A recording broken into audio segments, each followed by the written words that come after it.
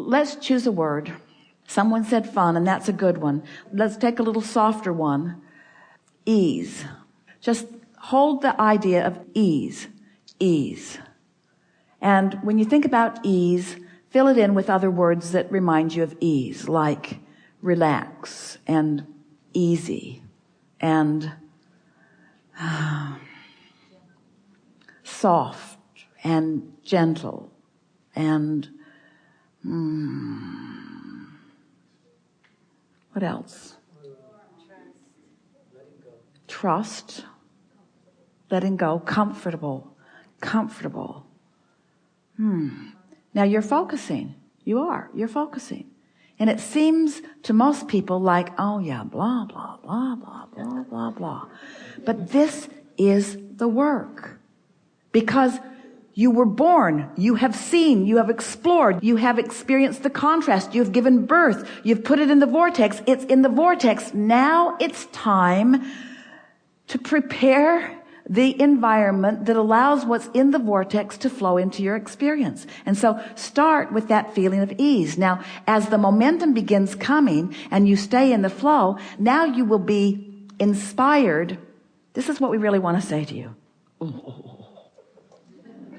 If you can find that place of chilling that allows the stuff to start moving from the vortex into your grid, as it moves, the specific focus will be part of the process. In other words, you will be inspired to the specifics that allow the momentum to continue. It's like when you jump out of an airplane, you don't have to worry about keeping your speed up.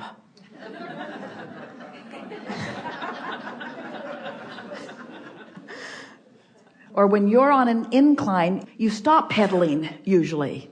Or you let up on the gas a bit. You get a sense of what we're talking about. Yes. So if you trust, that's a good word, if you trust that what you put in the vortex is there, and it is, and now you are using your focus to focus yourself into enough ease that will allow the momentum to begin. The momentum will carry the rest. And something like focus or impetus or speed is not part of the process. You don't have to keep momentum going. That's what we want to say. You don't have to keep momentum going. You just have to stop doing that thing you've been doing that slows the momentum. There. That's the answer to all things. We're done. Go home. That's the answer to all of it, isn't it? Just stop doing that thing you're doing. So that's why you want to just go as general as you can be. And the focus will be part of the natural momentum. It'll get clearer and funner and fuller and faster and more specific. We do want to hear from you, but we just had to stick that in there. Okay.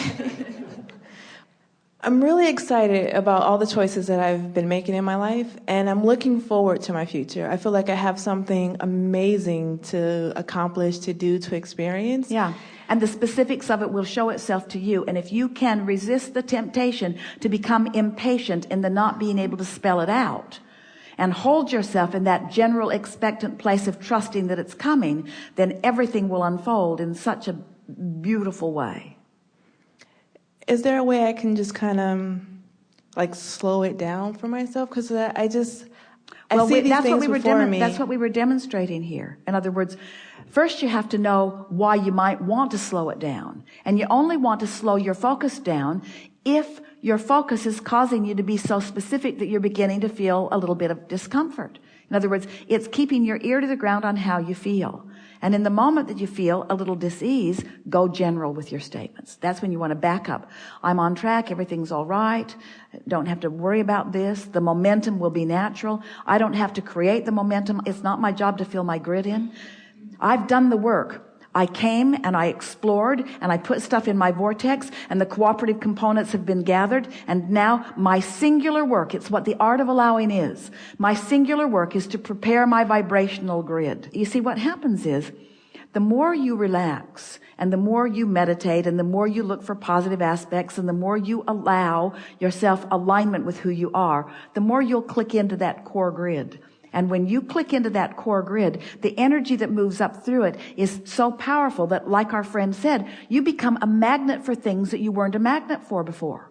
You clicked in. You really didn't know how it was that you clicked in. And suddenly things start coming to you that were not coming to you before because you found a new vibrational stance because you clicked in with that core grid. That's really what we're wanting to guide you all toward.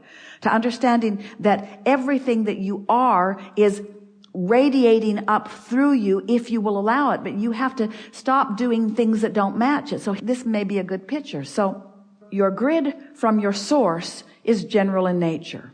It's love, it's sureness, it's certainty, it's well-being, and it's strong, powerful. So here it is, and see it as sort of like a shaft of light coming up from your feet. That might be a good way to picture it. This energy stream, this core grid. And let's say that you're unhappy about something, so your grid isn't clicking in. In fact, it's bouncing off.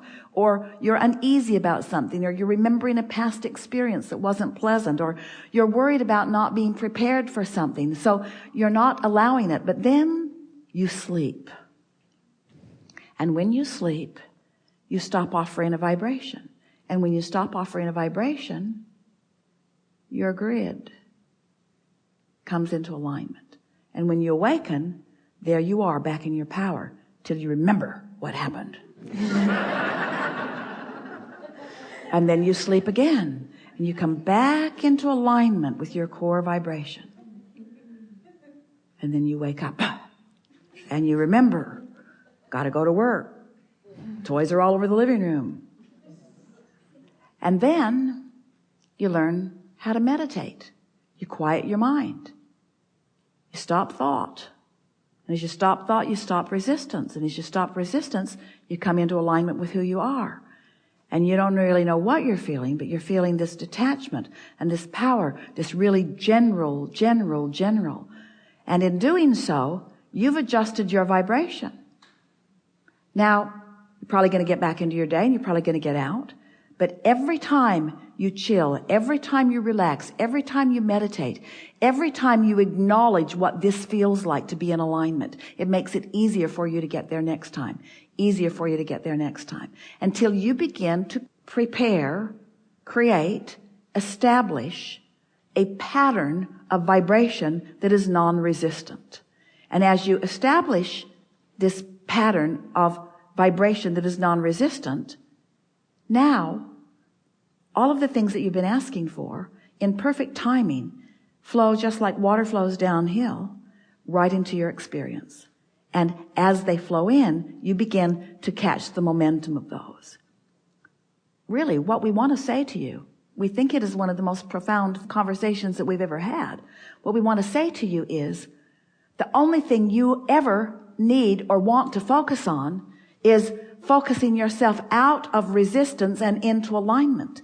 And use the simplest of tools. Pet your cat. Put your feet in the jacuzzi. Lie on the beach. Lie in the sun. Go get a massage. Listen to music that makes you feel good. Do anything that you can do to relax yourself out of resistance. And as you practice that place of non-resistance, your grid will fill in with all of the components of all of the things, that all of the goal setting, all of the reaching, all of the things that you have been previously believing were your work to do.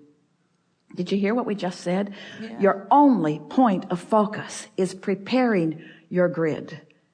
And the filling of the vortex into the grid will be all of the specifics and all of the wonderful things. People will come, you'll have conversations, you'll become animated, you'll all want to talk at the same time. The ideas will keep flowing, it just gets better and better. Your energy gets higher, you recognize your power, you come to understand your true knowing, you begin to feel the fullness of who you are, you get tuned in, tapped in, turned on, you begin to recognize the beauty in others. In your alignment, you feel happy about where you are.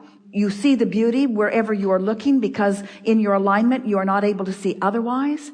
Your words come out of your mouth at the perfect time and others are uplifted by the things that you say.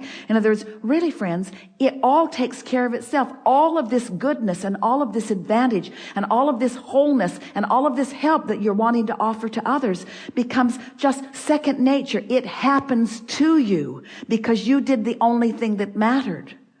Jesus said, the meek shall inherit the earth. And that's what he's talking about. The aligned, the non-resistant, the non-agitated, those who are allowing the natural well-being that they were born with to be the basis of their experience. And then the specifics that you've carved out begin to flow in. We've told you this story of creation in a lot of different ways. And we said to you that you were source energy before you came into this physical body, and that larger part of you still is. And here you are in this magnificent body, exploring the variety for the purpose of stimulating you and us, you and source, to a new idea of what could be an improvement beyond what is out here on this leading edge.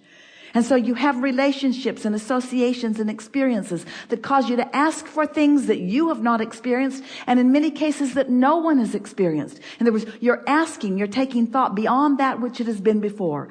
And that thought is preceding you in vibrational form, and the source within you is recognizing that as the new thought and is holding true to the vibrational nature of that new thought, knowing that it won't just be a thought unrealized, that it will be a vibration that is realized in full manifestational form in time. But right now, it is a vibration that exists, that source is reveling in.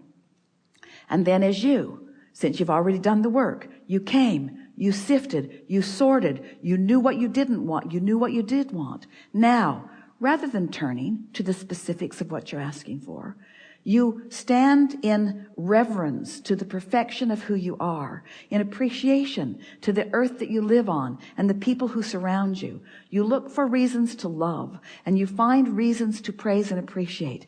And you be as specific as you are able to be, but the bottom line is you want to feel good, and you want to feel good so much that you withdraw your attention immediately from anything that doesn't feel good.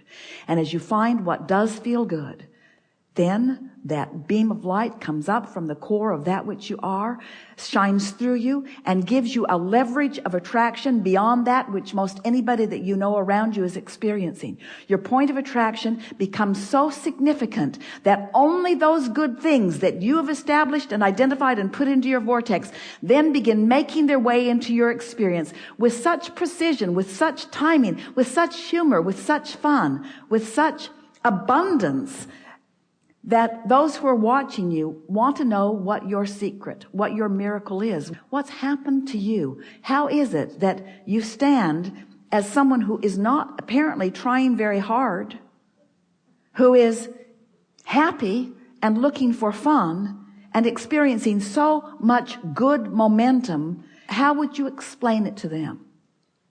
You have to tell them what happened. You have to tell them, oh, I explored and I identified, and there was plenty that I wanted that I didn't have.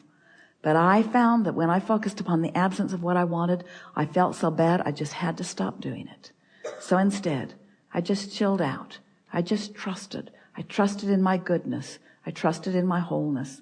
And I looked for evidence of that. And the more evidence of well-being I found that I focused upon, the more well-being came to me, until I have this avalanche of well-being that is mine. I sleep only because it seems practical from time to time. But the goodness is flowing so much that, to tell you the truth, I would like to stand in complete awakeness at all times, to just observe the new path of well-being that is flowing into my experience. And they might say, well, how did you get there? You say, wasn't easy at first. At first, I worried about things like everybody else. But what happened to me somewhere along the line is that I became convinced that goodness was what I was supposed to experience, and that somehow I'd carved it out. I had focused that into being.